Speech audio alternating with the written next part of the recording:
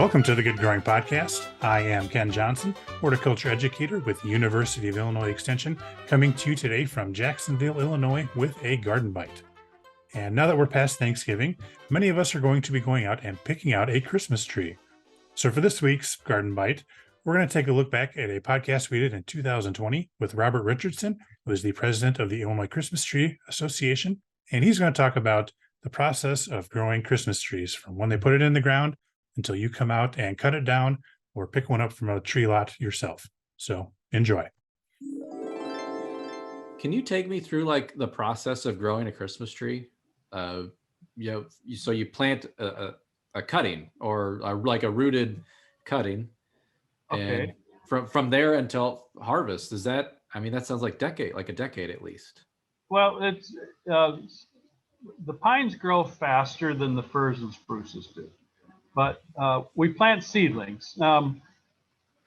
We don't start them from seed, although there's a few places that do, but for the most part, there are nurseries that will go out into the forest and collect pine cones off of nice trees and bring them back to the greenhouse, start them from seed there, and then different seedling beds. And after 3 or 4 years, they're going to sell them to guys like me, and they're going to be 12 to 18 inches tall. And generally they come bare root, which there's no dirt on the roots. And so we plant them fairly soon after we get them. And that's usually around, for me, it's around sometime in April, the middle of April, even towards the end of April, where the ground is dried out enough after winter so that we can work it up and get ready to plant our little tree, our seedlings from.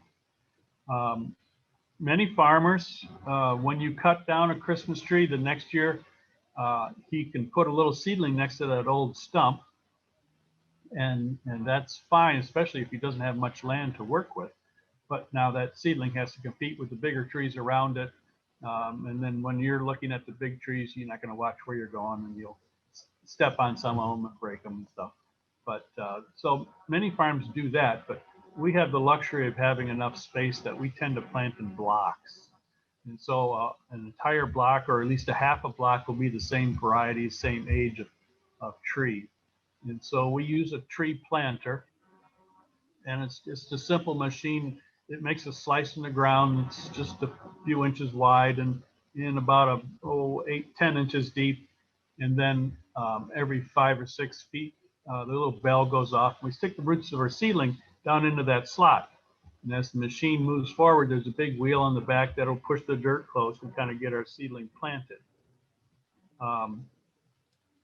So we have to prepare the ground first, of course.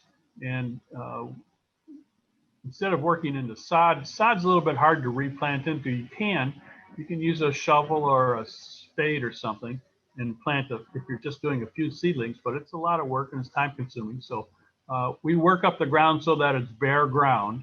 And I guess I should go back a little bit further in that if it's a piece of ground that's had trees previously, there's going to be some stumps out there. So we have to cut off the stumps so that you don't trip on them and we don't hit them with the machinery. But we'll dig up the stumps or grind out the stumps actually, and then work up that ground with a big disc and a rototiller so we have a fine seed bed. And then our tree planter will come through and we'll plant those seedlings. And just after we plant them, we go by one more time on foot to make sure that they're standing up straight. And then we take the heel of our boot and pack the dirt around that seedling so it has good soil contact with the roots. Roots can't grow through the air, so they have to have contact with the soil and pick up moisture and nutrients. So that's then once we have them planted, now we have to start to take care of those trees. And I'm talking personal experience, and I think most other farms are kind of doing the same basic process. But we have the thing we fight more than anything are the weeds. Weeds grow faster than our seedlings do, and they would shade it from a lot of the sunlight and take some of the moisture and nutrients away.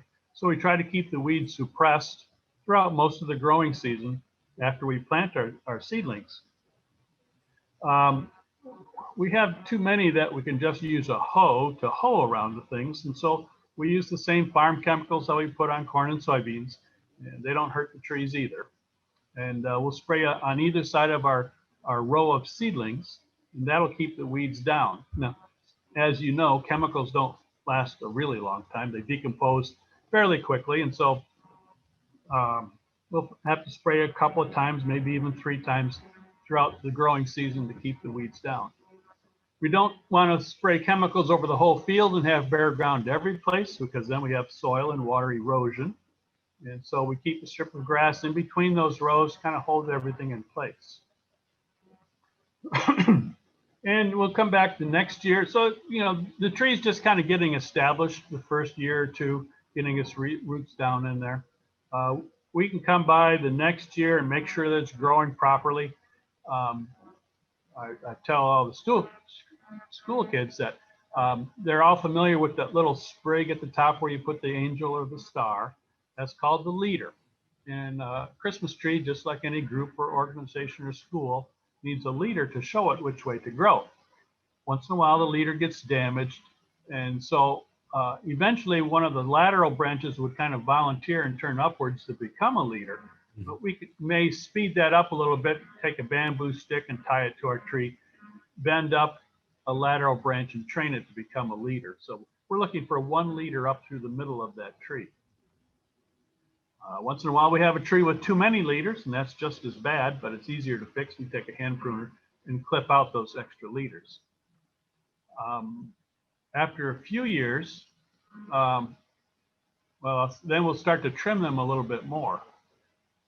When we plant the seedlings, oftentimes there's some branches that are at or near ground level. And as that tree grows, those branches will not grow up with the tree. They're going to grow out and they'll get bigger, but they're going to be attached right at near the ground level where they are. And a lot of farms will leave those on, especially if they're wholesale farms. But after a few years, I'm going to come along and take a hand pruner and clip off those bottom branches. So they'll have a space between the bottom branch and the ground. This lets the air circulate underneath there a little bit better. So I have less residue building underneath, keeps it dried a little bit better.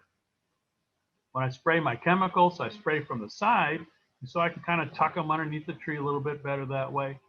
And but most important, when it comes time for our customers to go out and cut down that tree, there's excuse me, there's enough of a stump left over that you can still cut down your tree and have a stump to put into your tree stand. Mm-hmm. So there's no machine that'll do that for me. We just use the hand pruners, and a couple hours a day is about all I can stand to bend over. But we try to do that a little bit every day throughout the summertime to trim those bottom branches. Yeah, the good old fashioned hand pruners. There's nothing, got to have a good pruner. All the time. Yes. Yep. So I've seen videos of ninjas in Christmas tree yards with like samurai katanas, and they're just hacking away, trimming this. Is that you? I don't have a ninja outfit, but after 4 or 5 years or more, then we're going to start to trim the trees, because they don't all grow into a natural Christmas tree shape. Some are kind of round and bushy, and nobody wants a Christmas bush. They all want a Christmas tree. And so we have to trim them up a little bit. And some take more trimming than others. Blue spruce tends to be naturally trimmed, and so that's why it's a good lawn tree, that you don't really need to trim that at all. But many of the other varieties, we do have to trim them up in order to maintain their shape. And actually, as a Christmas tree grower, I'm actually going to slow those trees down a little bit so they don't grow too fast. On some of the varieties, white pine in particular, that leader could be 3 or even 4 feet tall. So that's how much space there would be between the branches, and so they get stretched out too much. So we kind of slow them down a little bit, basically to 14, 15, 16 inches a year, so that they'll be filled out. So yes, during the summer, after the new growth has come out for that season, we can clip off the tips of those branches, and where we cut them off, that's where it will set buds for the next year. And so yes, we use it's not a machete, but it's a lightweight shearing knife. Mm-hmm. And they get trimmed around so that they maintain their shape, and they kind of dense them up a little bit and keep them from growing too far. And at that same time, we'll also be checking the leaders, make sure there's still only one leader. And so that's what we're looking for. And we don't want to do it too soon because then the trees get too dense. But after 4 or 5 years, we start to trim them up a little bit more until they're ready for harvest. Every tree has to be trimmed every year until you take it home for Christmas. Or, there's always a few of them that are too ugly no matter what we do. And depending on the type, we may be able to take that into the barn and cut it up into pieces, and that's what we make the decorations out of, the wreaths and garland and stuff. We can't do it with all of them, but on some of the varieties we can do that to some extent, kind of recycle those ugly trees if we can. We don't have enough of those, which is a good thing, so we do go out and we buy boughs from northern Wisconsin or in Michigan that they've taken off of mature trees oftentimes in the national forests. They'll get a permit to take boughs off, and so we buy bundles of boughs to bring in for our wreath makers and our garland maker. So we try to use every bit as we can, but we can't do it on all of the trees, just some of them.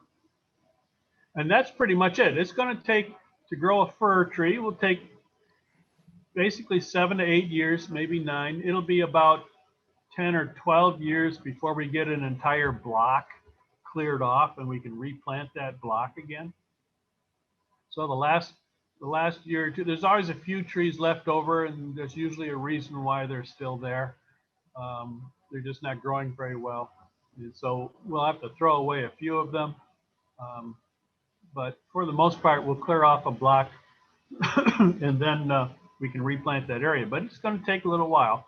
So we have to plan kind of, 10, 8, 9, 10, 11 years in the future of what we think we can sell.